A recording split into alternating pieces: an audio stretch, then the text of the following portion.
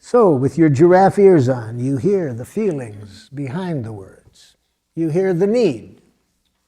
Every moment, we have feelings and needs. So we're hearing the truth. What's really alive in this person now?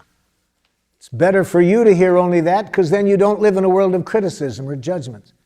You take away all power from other people to dehumanize you when you have giraffe ears on. You never have to worry about other people's reaction to what you say. You can be honest without fear, because you know I don't ever have to worry about how others respond. Only what ears I have on to respond to their response. But I can control that. I can't control how others respond. And if I'm going to worry about something I can't control, I'll become a nice, dead person. You see, I'll be afraid to reveal myself for fear. What if they say this? Well, who cares what they say? If you have giraffe ears on, it's a gift. All they're saying is, please, please. So let's hear the please behind the message that you hear. First read off the message, and then let's hear how you heard the feelings and needs behind it.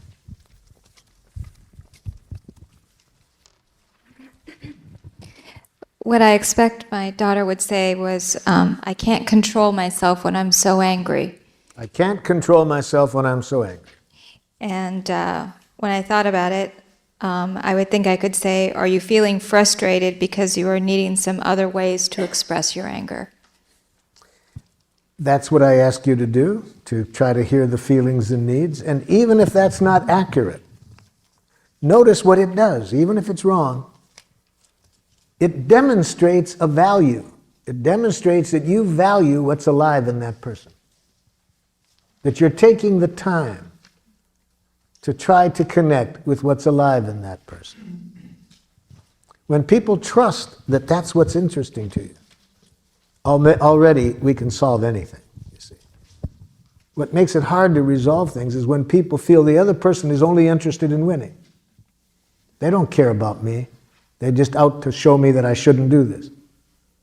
But by just stopping and trying to connect, you've demonstrated a powerful value, that you value what's alive in her. Okay? Another one. Yes? Related to my son, are you feeling distressed, confused, because you are needing help? That's the idea. Again, even if it's not accurate, it gives notice, even if it's not accurate, it brings the other person's attention to their needs. Gives them a chance to correct it. Better to be guessing wrong what a person needs is than to hearing what they think. You'll be living in a different world when you are trying to connect with their needs than the world you'll be living in if you hear what they think. I need some help in addressing the feelings and needs behind the answer that I got back, which was one of the things that you said before lunch, which can be the most dangerous, when somebody just said, you make a request and somebody says, yes, I'll do that. Yeah.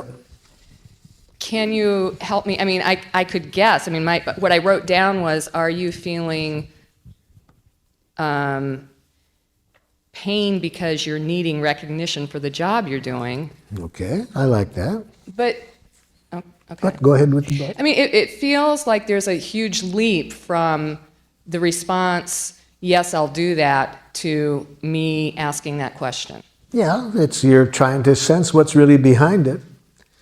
That's one of the two giraffe ways. The other possibility that would also be giraffe is to say bullshit in giraffe. How do you say bullshit in giraffe? I'm feeling uneasy with your okay. Okay.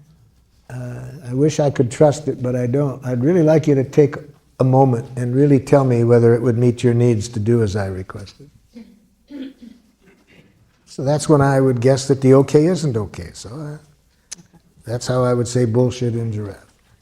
Thank you. Giraffes are not nice. See, much of, I think, the violence in the world is created by nice people. So don't mistake the word nonviolence as being nice. Are you feeling abandoned? Not a feeling. It's a thought. Don't encourage jackals to think that way. Are you feeling afraid Now we're cooking. because you are needing reassurance Now we're cooking. that I will not disappear? That your needs will be taken care of. Leave yourself out of the other person's needs. They can live without you.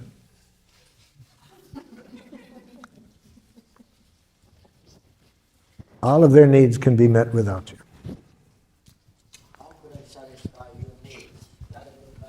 How could I satisfy your needs? That's a jackal question. That kind of question, if the other person is smart, they'll take the Fifth Amendment.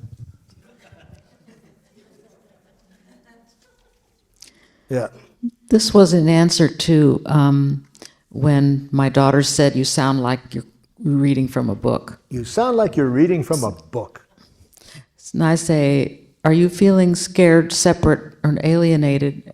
And are you needing to be responded to in a genuine, heartfelt way?" Yes, but you're doing it again when you do that.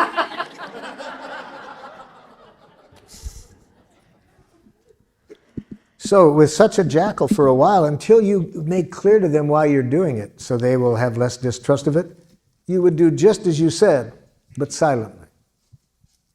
Silently? Yes. See, don't think we have to do this out loud for it to be powerful. It can be powerful if we don't say a word, as long as where our attention is here. You see. So you might have heard just that, but maybe not have said it out loud. See. Yeah, see, that's all you can hear with the giraffe ears on. And you can hear that even if you're silent. You don't have to say out loud. You could just have heard that. But you'll show that your attention is here from your eyes. Because when we're hearing what is in a person's heart, our eyes are different than when we're hearing a criticism or when we're making a criticism. You see? Our eyes, it's not subtle. Now, the advantage in being able to say it out loud is the person can correct us if we're not accurate. But even if we don't say it out loud, we live in a different world when we're connecting here than when we're hearing criticism. This is a, the question would be, that I would have asked would be something like, I would like you to ask me for help if you need it. Yes. And then the person responds. I am afraid of becoming a burden. No, it's almost a giraffe response. So how do you respond to this person? I'm afraid of becoming a burden. Now, if you're a jackal, you would say, no, you wouldn't be a burden. So if you're a jackal, you will try to reassure. See, jackals try to fix people in pain. They try to give reassurance. They try to make it better. They can't stand pain. They immediately make matters worse by trying to get rid of the pain. In the book, When Bad Things Happen to Good People, written by Rabbi Harold Kushner, he's talking about a very tragic time in his life when his oldest son is dying. And he said, what could be worse than watching my son die? What could be worse were the things that good people were telling me to make me feel better that made me feel worse. And what could be even more horrible than that? What they were doing, what they were saying that made me feel worse were exactly the things I had been saying to other people for 20 years in my role as a rabbi. See, he had been responding by trying to make it better. See? So we don't want to do that now. This is an important message. Well, I'm afraid that I'll be a burden. So put on giraffe ears. What is this person feeling and needing when they say that?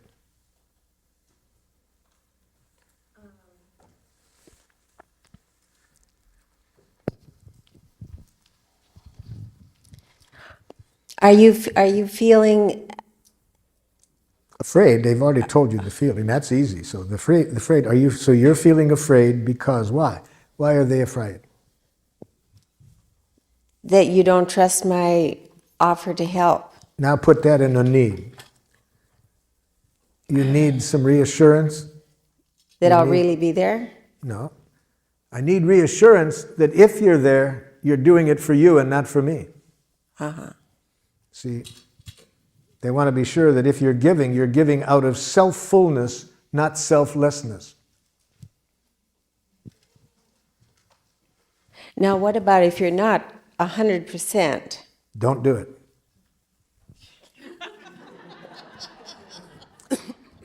I would suggest you heed Joseph Campbell's advice when he, having studied all the basic myths of the world and the basic religions, concludes that if there's one wise thing that seems present in all the basic religions, it's this: don't do anything that isn't play.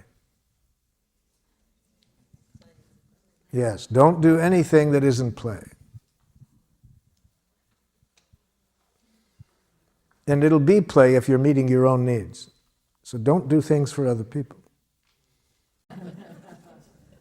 Well, the only right way is Hold your it, way. hold it, hold it, hold it. Your ears just dropped off. Put your ears back on, because if your ears are on, you will never hear the word right.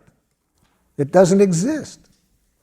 If you hear that word, it's going to be toxic. Never hear another person telling you what's right. It's not good for them, it's not good for you. Okay, so just hear feelings and needs.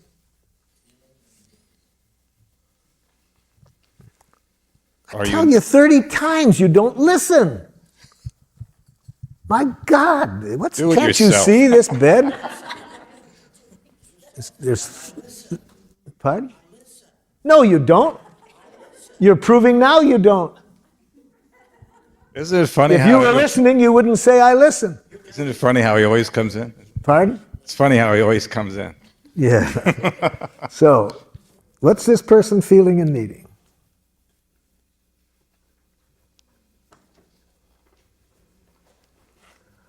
Let me help you out. Want me to help you out with this, Jack? Let me put on some giraffe ears here.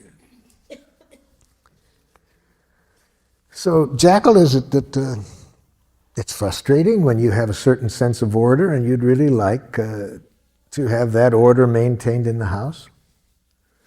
Well, that's a part of it, but that's not the only thing. I've told him over and over again.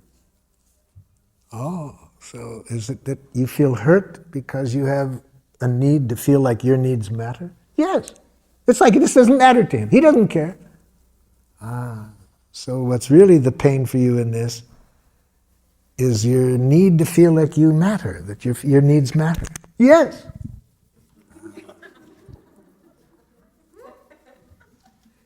So how do you feel when you hear the jackal say this?